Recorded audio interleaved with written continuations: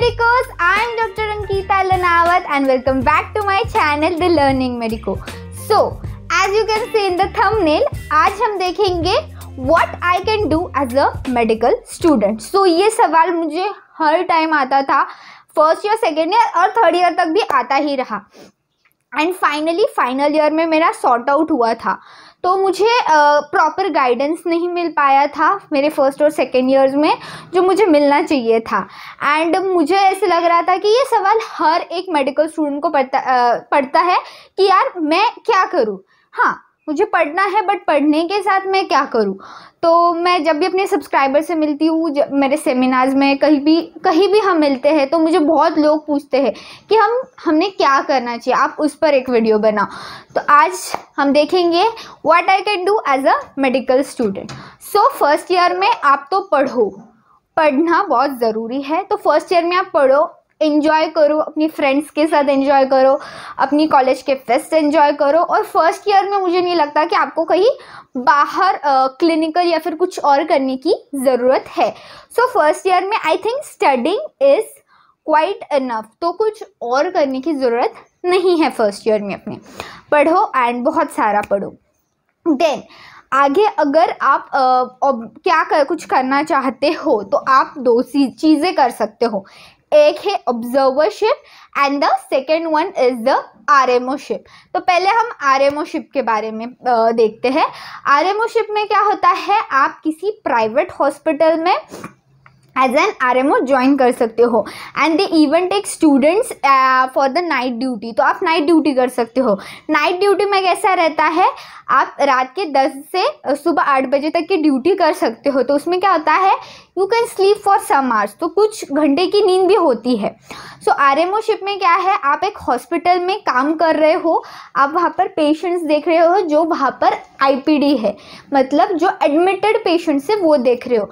तो आप जब आरएमओशिप करते हो, पहले तो यू गेट पेड, तो आपको पैसे मिलते हैं उसके, you get paid for it. And next is आपको पता चलता है कि पेशेंट ठीक कैसे होने वाला है, कि उसको बीमार हो गया है, उसको ट्रीटमेंट चालू है, लाइन ऑफ ट्रीटमेंट भी पता चलता है. एंड आपको पेशेंट कैसे ठीक हो रहा है, यानी कि आपको डिजीज़ की पैथोलॉजी समझ में आती है जब आप आरएमओशिप करते हो. सो आपको पता चलेगा ये प्रोग्नोसिस गुड है, ये प्रोग्नोसिस बैड है, पेशेंट कैसे बैड हो रहा है पेशेंट को.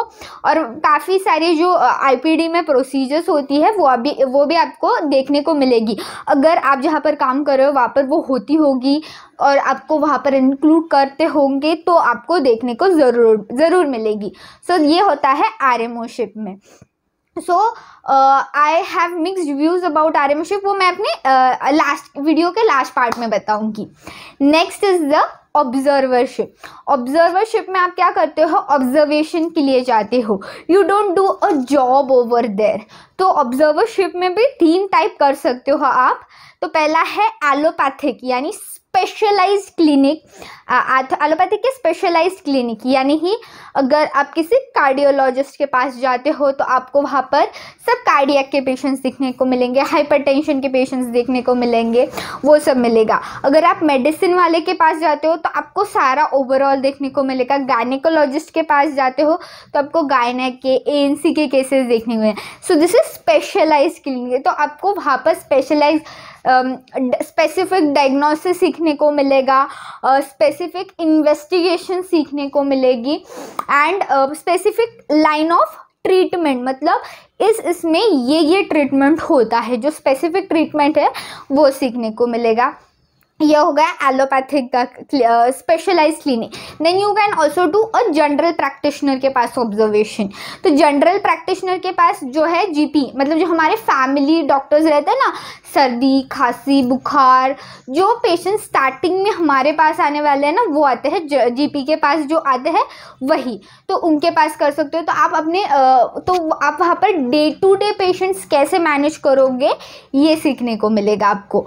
And the last one is the homeopathic clinic, मतलब किसी भी होम्योपैथ के अंडर ऑब्जर्वेशन. ऑब्जर्वरशिप मतलब क्या है, आप उनकी ओपीडी है और आप उनके पीछे खड़े रहते हो, then you also help them in their work, और आप सीखते हो कि वो कैसे पेशेंट को मैनेज कर रहे हैं, कैसे पेशेंट्स को देख रहे हैं, वो क्या देख रहे हैं वो पेशेंट्स में, आपको ये सब सीखने को मिलेगा। लास्ट वन वाज जो होम्योपैथी क्लिनिक। होम्योपैथी क्लिनिक में आप होम्योपैथी सीखोगे, ऑब्वियसली होम्योपैथी के पेशेंट्स देखोगे एंड केस टेकिंग करने को मिलेगा आपको होम्योपैथी क्लिनिक में। So these were the 3 options in observership and the last one was the RMOship.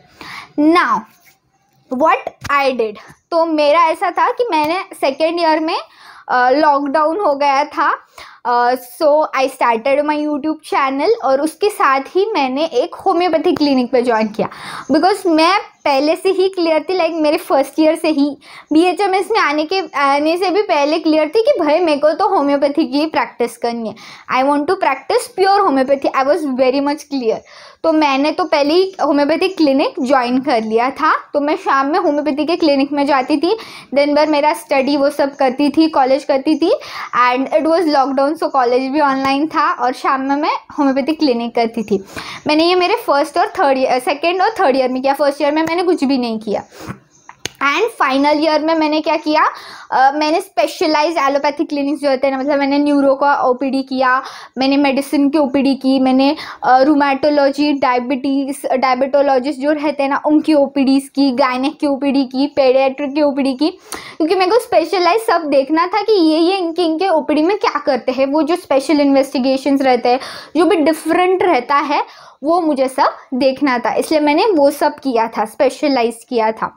And उसके बाद अभी मैं फिर से होम्योपैथी के क्लिनिक में आ गई हूँ, जब मैं सब क्लिनिकल लेके आ गई हूँ, तो I am now in my internship, और मैं अभी भी होम्योपैथी की OPD ही करती हूँ, because I am quite clear कि मेरे को RMOship नहीं करनी है, मुझे एलोपैथी के इसमें जाना ही नहीं है। But if you want to practise homeopathy, आपको एलोपैथी भी करना पड़ेगा। So this was it. I did homeopathy, so I can tell homeopathy clinic, so I can tell my experience about it. But अगर आपको जानना है कि स्पेशल एक्सपीरियंस क्या होता है RMOship का या फिर ऑब्जर्वेशन क्लिनिक पर, तो हम उसके लिए एक सेपरेट वीडियो बनाएंगे, क्योंकि वीडियो काफ़ी बड़ी हो जाएगी। अगर आपको ऐसी वीडियो चाहिए तो आप मुझे नीचे कमेंट सेक्शन में बताइए।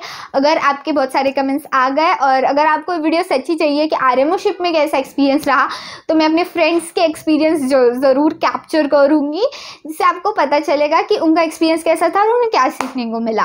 सो this was it, hope you understood और you got some part. If so then please hit on the like button and please do share this video with your friends जो कि क्वेश्चन में कि यार मैं क्या करूँ। And so please do subscribe to my channel the learning medico. Thank you.